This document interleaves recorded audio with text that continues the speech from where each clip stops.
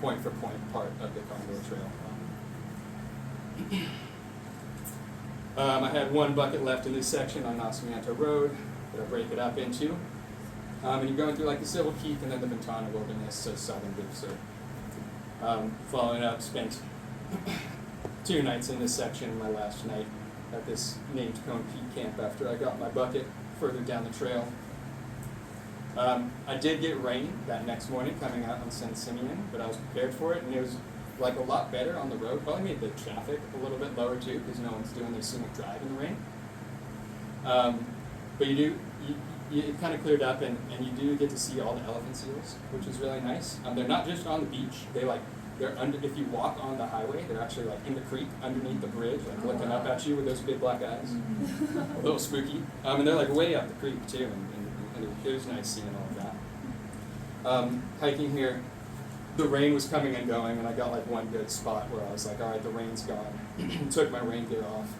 Like 30 minutes later, a big cloud comes, but I can see the blue on the other side, and I'm like, it's going to be fine. And it just dumped, like the most rain of the whole day. Didn't put my rain gear back on. Took 5 minutes, and I was just like completely soaked through. But it was hot enough without the rain, once the clouds cleared and stuff, that you actually like dry off.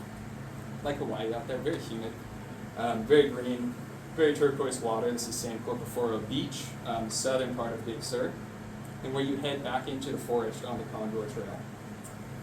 That's your start of the trail, that electrical box. I went there like a month or 2 before I hiked it to find the trail here, because I was like, I've never seen a trail there. And I didn't find it when I went there the month or 2 before. And then when I met with Brian before hiking, he was like, no, there's a trail there. And it's there. It's like underneath this dead tree. I just didn't notice it. But you just kind of hike up. There's a bunch of private property. Feels super weird. Feels like they don't want you there, but it's a public easement. And you like start climbing up above the houses, and you climb way up, kind of steep up, and you get back up high into the mountains there. And this day there was just kind of like these weird squalls just coming through all day. It was very different than it usually is when I'm hiking, where it was like thunder showers just like coming through and washing away, and getting sunny and hot and humid. Take your rain gear off, you're sweating going up the hill, and then you have to put it back on because it gets freezing cold and you get pelted with rain. But it did make for good rainbows. Nice. And you drop down into this valley on the other side, and I spent an awesome night, because I knew it was going to be my last night. It was wet. It wasn't going to rain anymore when I would finish. So I spent a very nice night at Turkey Springs Camp, and I recognized that firing instantly, because that's a firing that Paul Cronshaw made. Yeah. I took a photo. I asked him after the trip, and I was like, "Paul's this?" He was like, "Yeah, I was just there." So that was cool. A little bit of home out there, way far away. And after the rain stopped, I started to enjoy the scenery a little bit more. Lots of Douglas irises in early spring there, and chocolate lilies. There was like probably 300 chocolate lilies in this field, which is way more than I've ever seen before.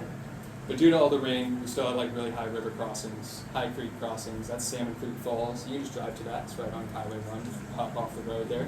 I'm just gushing, like just really going. And since I've been to like these places before, I didn't go up and like get close to it and stuff. I got miles to do. I had like 25 miles to do that day. But nice to see, nice to have a clear day, and I feel like I really got rewarded with Big Sur after so much rain. Like it was just perfect.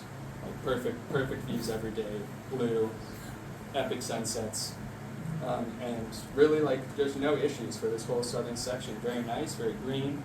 Get the redwoods, you're back in the ferns, and then there's this funneled bridge on the only like bad trail in this section that used to be the trail, and now it just sits in the creek and is part of the landscape there. Later you get to Cone Peak. This is the highest you can get and the closest to the ocean in the continental U.S. So you're at like 4,800 feet. It's something tied, so 5,000 maybe. And you're like 2 vertical miles from the ocean, so you get pretty epic views from up on them. And that was kind of like the highlight of this whole day, just walking through, seeing that crisp coastline, following these roads, and looking at Cone Peak. Grabbed my last bucket, dropped down the Kirk Creek Trail, saw this cool little cascade just like gushing out of the side of Cone Peak there. It wasn't named, couldn't find it on the maps, don't know.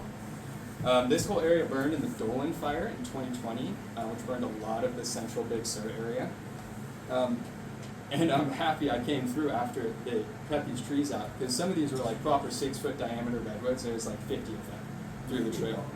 And to climb over that sucks.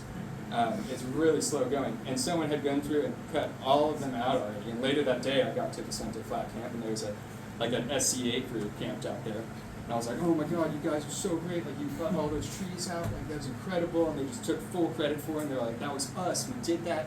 I found out later it was VWA. Who cut all those trees out. But, you know, take credit when someone's stoked. Found a nice spot to camp in Heathcombe Peak. And got ready for what was going to be probably the worst part of the trail. Bigs are very temperamental, very good.